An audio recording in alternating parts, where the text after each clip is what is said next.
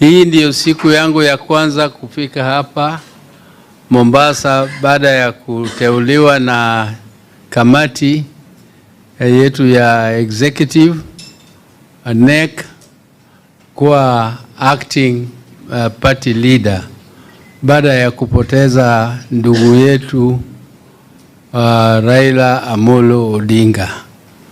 Huyu ndugu yetu alikuwa ni kama sio ndugu peke yake, alikuwa confidant yangu, alikuwa rafiki yangu,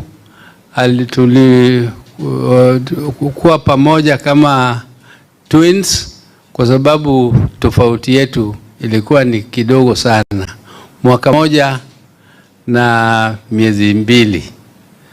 Hii ni kuonyesha mama yangu alikuwa faithful haraka